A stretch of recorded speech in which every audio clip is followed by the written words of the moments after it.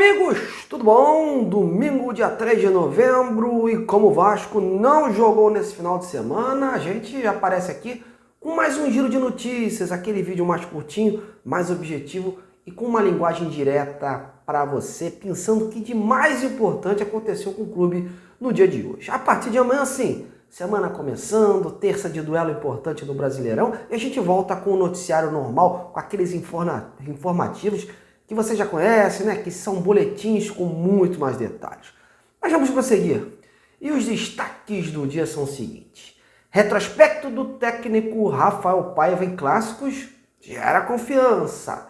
Atacante encaminha a saída em definitivo do Vasco. Isso e muito mais você confere agora aqui no canal Detetive Vascaínos. Então, cola aqui, deixa o like, compartilhe, se inscreva, mostre que você gosta do meu trabalho, me assista até o final e simbora, meus amigos!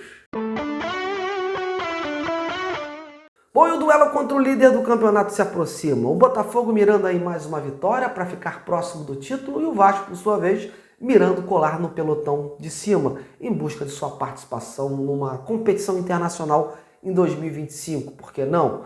Principalmente a pré-Libertadores, que tem tudo aí para acirrar essa disputa nos últimos jogos, muito por conta da boa possibilidade de um G6 virar um G7, ou um G8, ou quiçá G9. Caso confirme, por exemplo, o título do rival na Copa do Brasil, o G7 já seria certo. E aí ficaria faltando a decisão da Libertadores, para ver se abriria aí um G8. E lembrando que o Vasco está em nono hoje, e a poucos pontos do oitavo lugar, que é o Cruzeiro, que está numa final de Sul-Americana. E caso ganhe, abriria mais uma vaga aí no Brasileirão. E a 3 do Bahia, que hoje é o sétimo. Cenário perfeitamente favorável e a disputa aberta por essas vagas. E é mirando nisso que o Vasco se motiva cada vez mais nessas 7 rodadas restantes. Porém, para pensar numa classificação a uma competição do porte de uma Libertadores, precisa seguir ganhando ou pontuando em jogos importantes. E o primeiro dessas 7 finais pela frente acontece nesta terça. Um jogo em que o Vasco aposta aí num bom retrospecto do seu treinador, o Rafael Paiva, desde que assumiu o Vasco, mesmo que de forma interina, manteve uma invencibilidade diante de outros times cariocas. Em junho, por exemplo, empatou com o próprio Botafogo em São Januário por 1-1.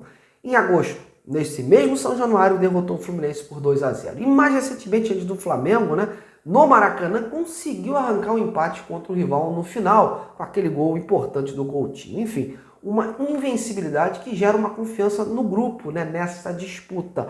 Óbvio que muita coisa mudou, os times mudaram, o Vasco tecnicamente tem um elenco aí com menos opções, mas se depender da vontade e da determinação e do foco desse grupo, o Vasco vai tentar triunfar lá no Engenhão, embolar o campeonato e, claro, se manter vivo nessa disputa por uma vaga aí na pré-Libertadores, A equipe treinou hoje no CT Moacir Barbosa e amanhã faz o último treino a pronto, onde o Rafael Paiva pretende definir de vez a equipe.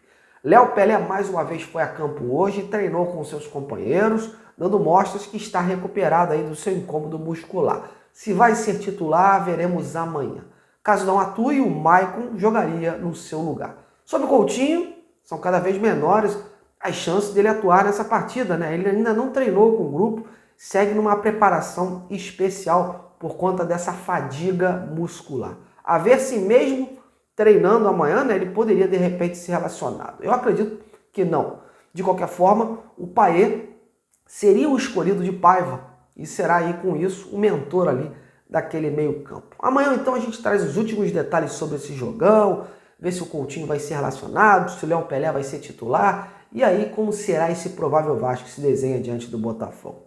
E você, tá confiante? Bom, e agora chegou a vez de falar de despedidas do Vasco. Pois é, o ano não acabou, mas ao que parece o clube já tem aí a sua primeira saída próxima para o próximo ano de 2025. O atacante Luca Orediano.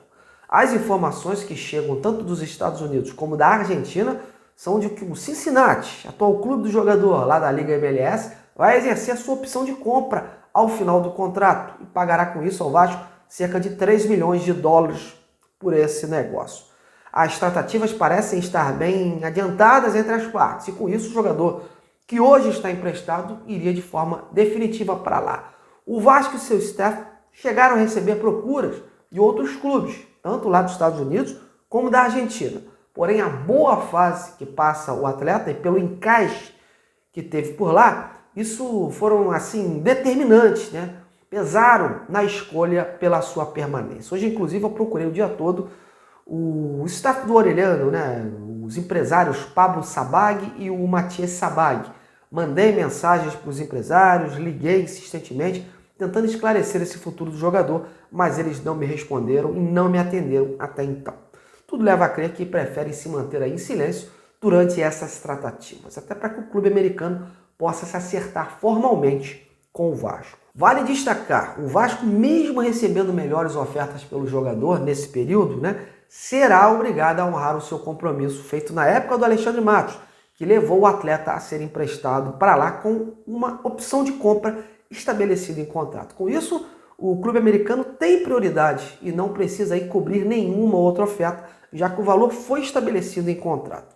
Vida que segue e com o argentino possa ser feliz por lá, porque por aqui sempre foi uma aposta e não compensou aí todo aquele esforço, né? Aquela novela, aquele investimento feito pelo Vasco na época da sua chegada. E você, o que achou dessa eminente saída aí do Luca Orediano? Comente e participe.